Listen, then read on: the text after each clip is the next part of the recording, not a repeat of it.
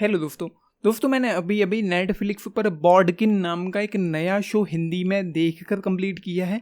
Total 7 episode हैं, limited series है and सीधा सीधा आते हैं स्टोरी पर। तो यहाँ पर 3 लोगों की एक टीम है, जिसमें से एक गिलवर्ट जिस बंदे का नाम है वो एक पॉडकास्टर है एंड एक जर्नलिस्ट है जिसका नाम यहाँ पर है डव, एंड एक बंदी और है एमी उसका नाम है। उसका भी कोई ऐसा ही प्रोफेशन है, कुछ उतना डीप में वो किरदारों के गए नहीं हैं। तो ये लोग एक 25 साल पहले केस हुआ था जहाँ पर एक फेस्टिवल के दौरान 3 लोग गायब हो गए थे। उसके बाद ये जो गिलवर्ट नाम का बंदा है ये अपने साथ 2 लड़कियों को लेता है एंड एक पॉडकास्ट के लिए वो वहाँ पहुँचता है जिस जगह का नाम है बॉर्डकिन। आयरलैंड में ये जो सेट है, तो वहाँ पर ये लोग पहुँचते हैं एंड उसके बाद इन्वेस्टिगेशन शुरू कर देते हैं कि वो कैसे गायब हुए थे, क्या हुआ था क्या नहीं हुआ था। मतलब वो सारी चीज़ें जो एक इन्वेस्टिगेटिंग शो में होती हैं या हो सकती हैं या होनी चाहिए, तो वो सब यहाँ पर लगभग है। एंड उसके बाद मुझे एक चीज़ समझ में नहीं आई, यहाँ पर मैं सीधा सीधा मुद्दे पर आता हूँ कि 25 साल पहले ये जो केस हुआ था जहाँ पर 3 लोग गायब हो गए थे, भाई पुलिस ने उस पर काम क्यों नहीं किया? जब खत्म होते होते हमको पता चला कि कैसे क्या क्यों किस लिए, तो वो ऐसे लग रहा था जैसे अगर पुलिस इस केस पर काम करती सही से तो चुटकियों में वो केस सॉल्व हो जाता। क्योंकि 3 बंदे हैं जिनका कोई ऐसा बैकग्राउंड नहीं है कि इन्होंने कुछ बहुत ग्रेट किया हो या कोई जासूस हो या कोई इन्वेस्टिगेटिव उस तरीके के लोग हों।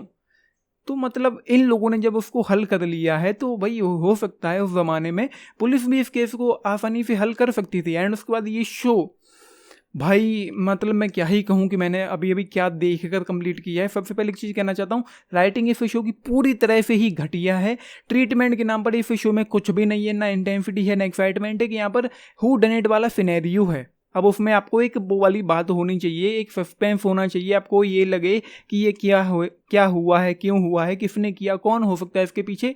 वो वाली चीज़ें यहाँ पर है ही नहीं, बस शो चलता जा रहा है। एंड 3 एपिसोड तक तो एक्सपीरियंस जो था बहुत ही गंदा था। 3rd एपिसोड के एंड में एक तालाब में एक कार के डिग्गी के अंदर 2 बॉडीज मिलती हैं, वहाँ की चीज़ें थोड़ी सी ठीक लगती हैं। 4th एपिसोड के एंड में जाकर पता चलता है अच्छा वो बॉडी किसी और की है, मतलब हमने सोचा कुछ और था तो हुआ कुछ और। तो 4th एपिसोड के एंड में अंत में चलकर कुछ और हुआ। फिर 5वां 6ठा 7वां एपिसोड यूं ही निकल जाता है धीरे धीरे। लेकिन 3 एपिसोड जितने घटिया थे, थोड़ा थोड़ा इंटरेस्ट आना शुरू होता है 3रे एपिसोड के एंड से ही। एंड 4थे एपिसोड में जब पता चला बॉडी किसी और की है, क्या है क्यों है, तो वहाँ से थोड़ा और इंटरेस्ट आना फिर शो में शुरू होता है। एंड यहाँ पर कुछ भी मतलब जैसा कि मैंने कहा, राइटिंग पूरी तरह से घटिया है। फिर शो से मैं पूरी तरह से ही मतलब 5th एपिसोड से लेकर एंड तक पूरी तरह से डिस्कनेक्टेड था, डिस्ट्रैक्टेड था। एंड कुछ भी ऐसा नहीं था जिसको देखने में मज़ा आ रहा हो, बस थोड़ा थोड़ा सा इंटरेस्टिंग लगता है नहीं बहुत ज़्यादा, क्योंकि कुछ भी बहुत नया नहीं है। एंड सबसे बड़ी प्रॉब्लम यहाँ पर यही है, ये केस 25 साल बाद क्यों उसको याद आई। और मतलब मैं ये जानना चाहता हूँ कि पुलिस ने क्यों उस पर काम नहीं किया है। इस शो को यूँ दिखाया गया है कि इसको पॉडकास्ट बनाना है एंड उसके बाद उसको पॉडकास्ट का जो भी होगा एयर करना होगा या रिलीव करना होगा, जो भी करना होगा। अगर मैं यूं कहूँ कि इस शो को कुछ इस तरीके से दिखाया जाता कि पुलिस उस केस को उस वक्त सॉल्व नहीं कर पाई थी या जो भी हुआ नहीं हो पाया, पुलिस इस केस को दोबारा से ओपन करती है, दोबारा से इन्वेस्टिगेशन होती है, वाली चीज़ें यहाँ पर होती हैं एंड उसके बाद अंत में जाकर केस सॉल्व हो जाता है। तो शायद ये थोड़ा ज़्यादा बेहतर होता जिस तरीके से ये अभी है उसके कंपेरिजन में। मतलब क्या ही है जो भी था अभी, क्यों था जो भी था। स्क्रीन प्ले में कोई बात नहीं है, बस शो चलता जा रहा है एंड बीच में छोड़ देने का मन भी करेगा। फिर भी मैंने बस यही सोचा कि 7 एपिसोड हैं, देख लेते हैं, कोई बहुत बड़ा इशू नहीं है। फिर ज़्यादा लंबे शोज मैंने देखे, अगर 8 एपिसोड से एक भी ज़्यादा एपिसोड होता मैं डेफिनेटली इसको बीच में छोड़ देता। एंड इस शो को देखते हुए किन्हीं बातों की वजह से मुझे एक नाम याद आया। एक फिल्म आई थी 1.5-2 घंटे की, अ वेडनेसडे। मुझे उम्मीद है आप लोगों ने देखी होगी। नसीरुद्दीन शाह वहाँ पर हमको देखने को मिले थे लीडिंग रोल में एंड उसके अलावा जिमी शेरगिल थे, अनुपम खेर थे और भी 1-2 किरदार थे। तो अगर मैं यूँ कहूँ कि वो फिल्म जो 1.5-2 घंटे की होती तो वो फिल्म को कुछ यूँ बनाया जाता कि 8 एपिसोड की वेब सीरीज होती तो वो किस तरीके से बनती। तो इसका मतलब ये है, मैं ये कहना चाहता हूँ कि 7 एपिसोड वाले इस शो को एक 1.5-2 घंटे की फिल्म के तौर पर बनाया जाता तो शायद ये ज़्यादा बेहतर होता। 14 एपिसोड में एक सीन था जब उसके $8,000 वापस किए जाते हैं, कौन था क्यों था इसलिए देख लेना।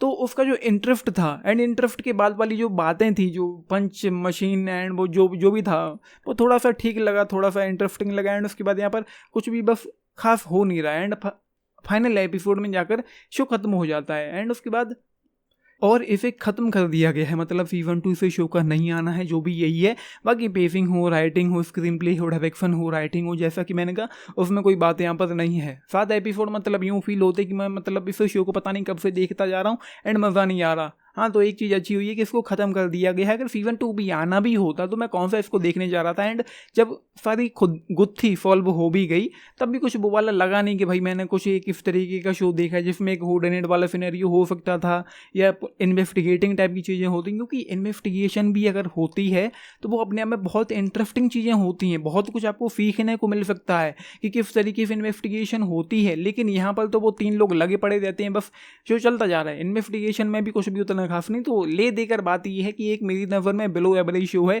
जिसकी ना तो कहानी अच्छी है, ना किरदार अच्छी है, ना दुनिया अच्छी, ना राइटिंग अच्छी है।